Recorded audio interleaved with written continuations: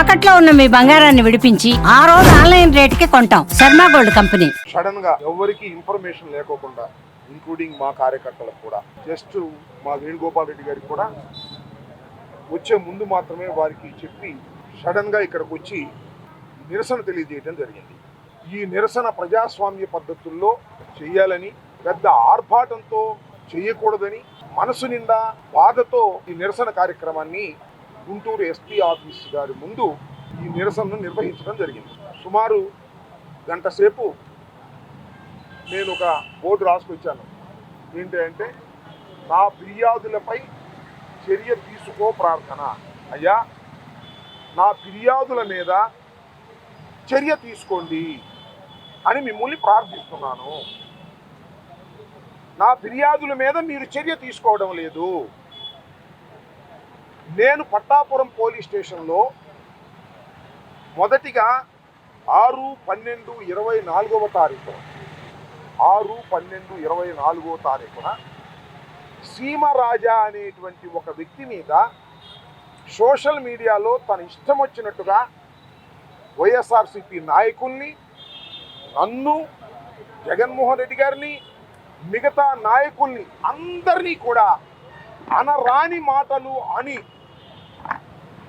పచ్చి బూతులు తిడుతున్నటువంటి ఆ సీమరాజా గారి మీద మీరు యాక్షన్ తీసుకోమని ప్రూఫ్లతో సహా, ప్రూఫ్లు మీన్స్ వాటికి సంబంధించినటువంటి థంబ్నైల్స్ పెట్టినటువంటి వాటితో సహా, ఒకసారి పట్టు, థంబ్నైల్స్ పెట్టినటువంటి వాటితో సహా, ఇదిగో చూడండి, ఈ థంబ్నైల్స్ అన్నిటితో సహా నేను వారికి పట్టాపురం పోలీస్ స్టేషన్లో నేను స్వయముగా వెళ్ళి కంప్లైంట్ చేశాను.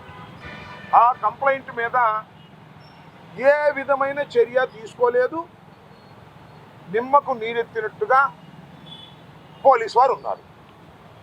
ఆ తరువాత మరలా నేను ఆ సీమరాజా గారి మీదే, ఆ గౌరవనీయులైనటువంటి సీమరాజా గారి మీద మళ్ళా ఇంకో కంప్లైంట్ ఇచ్చేటటువంటి ప్రయత్నం చేశాను. అది ఎప్పుడంటే 5 మే నెలలో 5/5/2025 నేను స్వయంగా పట్టాపురం పోలీస్ స్టేషన్కు వెళ్ళి సీమరాజా గారి మీద నేను పూర్వం కంప్లైంట్ ఇచ్చాను, మీరు తీసుకోలేదు, దాని మీద యాక్షన్ తీసుకోలేదు, మళ్ళా నేను మరో కంప్లైంట్ ఇస్తున్నాను అని మరో కంప్లైంట్ ఇచ్చాను. దానితో పాటు కిరాక్ ఆర్పి అని ఆయన ఓ పెద్ద మనిషి, ఆయన పచ్చి బూతులే సోషల్ మీడియాలో ఆయన తిడుతూ ఉంటాడు. నన్ను తిడుతూ ఉంటాడు, జగన్మోహన్ రెడ్డి గారిని తిడుతూ ఉంటాడు, మహిళ అయినటువంటి రోజమ్మ గారిని తిడుతూ ఉంటాడు, వైఎస్ఆర్ కాంగ్రెస్ పార్టీ కార్యకర్తల్ని నాయకుల్ని విచ్చలవిడిగా ఆయన తిట్టేటటువంటి కార్యక్రమం చేస్తున్నాడు. దాన్ని పురస్కరించుకొని నేను 5/5/25 ప్రూఫ్స్తో సహా ఆయన ఏ లింకులు ఎక్కడెక్కడ తిట్టాడు అనేవి కూడా మెన్షన్ చేసి, పెన్ డ్రైవ్ కూడా నేను తీసుకెళ్ళి, తర్వాత నన్ను అడిగారు పెన్ డ్రైవ్ కూడా నేను తీసుకెళ్ళి ఇచ్చిన తర్వాత పోలీసు వారు ఏమి యాక్షన్ తీసుకోకపోతే మళ్ళీ 10/5 అంటే 5 రోజుల తర్వాత ఎస్పీ గారికి, గౌరవ ఎస్పీ గారికి నేను స్వయంగా వెళ్ళి, అయ్యా, పట్టాపురం పోలీస్ స్టేషన్లో రెండు కంప్లైంట్స్ ఇచ్చాను, దాని మీద వారు ఏమి యాక్షన్ తీసుకోలేదు, మీరు మీ స్టేషన్ హౌస్ ఆఫీసర్ని మీరు ఆదేశించండి దీన్ని కేసు రిజిస్టర్ చేయమని అని నేను అడగటం జరిగింది. ఆయన రిజిస్టర్ చేయరా. నా బాధ ఏమిటంటే, ఒక మాజీ మంత్రిని, ఒక శాసనసభ్యుడిని, బాధ్యత కలిగినటువంటి పౌరుణ్ణి, న్యాయవాదిగా కొంతకాలం పనిచేసినటువంటి వ్యక్తిని, అలాంటి వ్యక్తిని నేనే వెళ్ళి కిరాక్ ఆర్పి గారి మీద, సీమరాజా గారి మీద నేను కంప్లైంట్ ఇస్తే ఏంటి నాకు అర్థం కాలా. చట్ట ప్రకారం ఎవరు కంప్లైంట్ ఇచ్చినా first they have to register the case, register చేయాలి, నాకు రసీదు ఇవ్వాలి. తర్వాత ఇన్వెస్టిగేషన్ చేసిన తర్వాత దానిలో వాస్తవాలు ఉన్నాయా లేవా నేను ఇచ్చినటువంటి కంప్లైంట్లు అప్పుడు చూసి తర్వాత వాళ్ళు యాక్షన్ తీసుకోవాలి. అసలు రిజిస్టర్ చేయరే, కనీసం నేను ఇచ్చిన దాన్ని పట్టించుకోరే. ఒక బాధ్యత కలిగినటువంటి వ్యక్తిగా నన్ను ఈ విధంగా దూషిస్తున్నారంటే మీరు కేసు రిజిస్టర్ చేయరు. కానీ సాక్షిలో బొమ్మినేని శ్రీనివాస్ గారు ఎవరో కృష్ణరాజు గారు కామెంట్ చేస్తే నవ్వాడంట, ఆయన మీద కేసు బుక్ చేస్తారు. ఏ కేసు బుక్ చేస్తారు? SC ST atrocities case book చేస్తారు. హైదరాబాద్ వెళ్తారు, ఆయన పట్టుకొస్తారు, రిమాండ్ పంపుతారు, వారం రోజులు పాటు జైల్లో పెడతారు. ఏమండి, బొమ్మినేని శ్రీనివాస్ గారి లాంటి సంస్కారవంతమైనటువంటి ఒక జర్నలిస్టు మీద అయితే మీరు ఆ విధంగా చేస్తారు, సంస్కారహీనంగా ప్రవర్తిస్తున్నటువంటి కిరాక్ ఆర్పి మీద, సీమ రాజా మీద మీరు యాక్షన్ తీసుకోరు. అంటే అర్థం ఏంటి? మీరే నడిపిస్తున్నారని అర్థం. వాళ్ళని మీరే నడిపిస్తున్నారుగా, మీరంటే పోలీసులు కాదు, తెలుగుదేశం పార్టీనే నడిపిస్తుందని అర్థం. వారి మీద యాక్షన్ తీసుకోవద్దని తెలుగుదేశం పార్టీ నాయకులు, హోంమంత్రి గారు, ముఖ్యమంత్రి గారు, లోకేష్ గారు చెబుతున్నారు కాబట్టేగా మీరు వాళ్ళ మీద యాక్షన్ తీసుకోరు. మీరు పట్టుకుని వాళ్ళని తీసుకొచ్చి జైల్లో పెట్టడం సంగతి దేవుడు ఎరుగు. అది ఇచ్చిన కంప్లైంట్ కూడా మీరు రిజిస్టర్ చేయకపోతే ఏం చేయాలి? మేము ఎక్కడికి వెళ్ళాలి? ఒక ధర్మమైనటువంటి కంప్లైంట్ ఇచ్చినప్పుడు రిజిస్టర్ చేయకోకుండా మీరు ఈ కిరాక్ ఆర్పి లాంటి వ్యక్తుల్ని, సీమరాజా అనే వ్యక్తుల్ని మీరు కాపాడుతున్నారు అంటే దీనిలో మీ పాత్ర ఉన్నది అని చెప్పకనే చెబుతున్నటువంటి విషయం. కాబట్టి ప్రజాస్వామ్య పద్ధతుల్లో ఇవాళ నిరసన తెలియజేసే కార్యక్రమం చేశాం. నేను, వేణుగోపాల్ రెడ్డి గారు, అందుబాటులో ఉన్న 4-5 వచ్చారు, తర్వాత చాలామంది వచ్చారు. ధర్మబద్ధంగా సత్యమేవ జయతే అని బోర్డు ఉంది అక్కడ, చూశారుగా.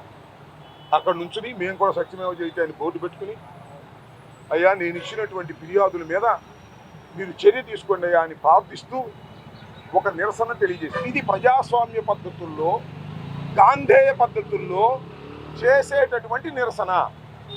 నేను ఇప్పటికీ మనవి చేస్తున్నా. సరే, సిఐలు, ఎస్ఐలు వీళ్ళేదో లోకల్ ఎమ్మెల్యేకో, లేకపోతే లోకేష్ బాబుకో, లేకపోతే చంద్రబాబు నాయుడు గారు చెప్తేనో వింటున్నారు అనుకోవచ్చు. I request the higher officials, IPS officers, వాళ్ళు ఇప్పటికైనా కళ్ళు తెరిచి first of all you register the case. Register case చేసి నాకు ఎఫ్ఐఆర్ పంపించాలి. That is the duty of the police in the state. అంటే మేము ఇచ్చినవి మాత్రం రిజిస్టర్ చేయరే? ఆ తెలుగుదేశం వాళ్ళు ఇవ్వగానే మా మీద రిజిస్టర్ చేస్తారే? ఇందాక చెప్పారు, మా జడ్పీ చైర్మన్ గారి మీద దాడి చేశారు, వాళ్ళ మీద కేసు పెట్టలా, మా జడ్పీ చైర్మన్ గారి మీద కేసు పెట్టారు కృష్ణా జిల్లాలో. ఏంటి అన్యాయం? మా మీద దాడి చేస్తారు, మా మీద కేసులు పెడతారు. ఇవాళ కూడా ఏమైనా కేసు పెడతారేమో, వీ డోంట్ కేర్. మేము ఎక్కడ అడ్డం రాలేదు, ట్రాఫిక్ అడ్డం రాలేదు, ఎవరు విధులకి అడ్డం రాలేదు. ఇదే విషయం ఒకానొక సందర్భంలో నేను వెళ్ళి పట్టాపురం పోలీస్ స్టేషన్లో నిరసన తెలియజేస్తే 353 నా మీద రిజిస్టర్ చేశారు, మా మీద కేసులు పెడుతున్నారు. అయ్యా కేసులు పెట్టండి రా బాబు, వాళ్ళు తప్పులు చేస్తున్నారు, సోషల్ మీడియాలో వాళ్ళు ఇష్టం వచ్చినట్టు తిడుతున్నారు, అన్యాయంగా మాట్లాడుతున్నారంటే వాళ్ళ మీద పెట్టంట, అడిగిన వాళ్ళు మా మీద కేసులు పెడతారు. ఎన్నాళ్ళు పెడతారే? నాకు అర్థం కాలేదు. సమాజం చూస్తూ సహిస్తూ ఊరుకుంటుందా అని అడుగుతా ఉన్నా. ఒక పద్ధతి ప్రకారం మేము వెళుతున్నాం. ఇప్పటికైనా నేను మనవి చేస్తున్నా, మీరు ఇప్పుడైనా కళ్ళు తెరిచి మీరు నిరసన తెలియజేసిన తర్వాత అయినా సరే కళ్ళు తెరిచి ఈ కేసులు కిరాక్ ఆర్పి మీద, సీమరాజా మీద రిజిస్టర్ చేయాల్సిందిగా మిమ్మల్ని కోరుతున్నాం. చేయలేదు, we have so many options. మళ్ళా నిరసన తెలియజేస్తా. డీజీపీ ఆఫీసు ముందు కూడా సడన్గా వెళ్ళి నేను నిరసన తెలియజేసే అవకాశం ఉంది. చివరికి హోంమంత్రి గారి ఇంటి ముందుకు వెళ్ళైనా నిరసన తెలియజేస్తా. అవసరమైతే ముఖ్యమంత్రి గారి ఇంటికి వెళ్ళి కూడా నిరసన తెలియజేస్తా. ఇది నా హక్కు ప్రజాస్వామ్యంలో. దేనికి భయపడము. నిరసన తెలియజేసే కార్యక్రమం చేస్తాం. We will expose the issue. మేము ప్రజలకు చెప్పదలుచుకున్నది, ప్రజాస్వామ్యవాదులకు చెప్పదలుచుకున్నది, మేధావులకు చెప్పదలుచుకున్నది, న్యాయస్థానాల మీద గౌరవం ఉన్న వారికి చెప్పదలుచుకున్నది ఒకటి, అయ్యా మేము పెడితే కేసు రిజిస్టర్ చేయట్లేదు, వాళ్ళు పెడితే కేసు రిజిస్టర్ చేస్తారు, ఏమిటి అన్యాయం అని మేము ప్రశ్నిస్తున్నాం. ఈ ప్రశ్న ప్రతి పౌరుడు తెలుసుకోవాలి. ఈ అన్యాయాన్ని ప్రతి పౌరుడు ఖండించాలి. చాలంతే. మీరు కేసు రిజిస్టర్ చేయటం, వాళ్ళు పట్టుకొచ్చి లోపలేయటం ఇవన్నీ మేము ఊహించడంలా. కానీ ప్రజలు అర్థం చేసుకోవాలి, కనీసం కేసు రిజిస్టర్ చేయలేనటువంటి దౌర్భాగ్యమైన పరిస్థితుల్లో పోలీసులు ఉన్నారు అంటే పోలీసుల మీద ఎంత ఒత్తిడి జరుగుతుందో దీన్ని బట్టి చాలా క్లియర్గా అర్థమవుతుంది. ఇప్పటికైనా పోలీస్ యంత్రాంగం, హోంమంత్రి గారు, ముఖ్యమంత్రి గారు ఆ అసభ్యకరంగా మాట్లాడుతున్నటువంటి వ్యక్తుల మీద కేసు రిజిస్టర్ చేసి తగు చర్య తీసుకోవలసిందిగా కోరుతున్నాము. లేకపోతే we have so many options అనే విషయాన్ని కూడా ఇక్కడ చెప్పదలుచుకున్నాను. Thank you. మోసం గ్యారంటీ. అవును, మా గౌతమ్ రెడ్డి గారు ఇన్ఛార్జ్ వెళ్తుంటే ఆయన వెళ్ళడానికి వీళ్ళని పంపించేశారు, కార్యకర్తలు అరెస్ట్ చేశారు. అరెస్ట్ చేశారంట. ఏంటిది నాకు అర్థం కాల. నిన్నేమో గుడివాడ, ఇవాళేమో మాచర్ల. మాచర్ల ఏమన్నా నిషేధిస్తావా? ఒక కళ్యాణ మండపంలో బాబు షూరిటీ మోసం గ్యారంటీ అనే కార్యక్రమం వైఎస్ఆర్ కాంగ్రెస్ పార్టీ అఫీషియల్గా పిలుపునిచ్చినటువంటి కార్యక్రమానికి వెళుతుంటే పోలీస్ ప్రయోగం ఏంటి నాకు అర్థం కాల. నేను మొట్టమొదటి చెప్తున్నా, చాలా తప్పు చేస్తుంది ఈ కూటమి ప్రభుత్వం. వైఎస్ఆర్ కాంగ్రెస్ పార్టీని అణచడానికి సంక్షేమ కార్యక్రమాలు బ్రహ్మాండంగా చేయండి, ఆటోమేటిక్గా మేము అణిగిపోతాం.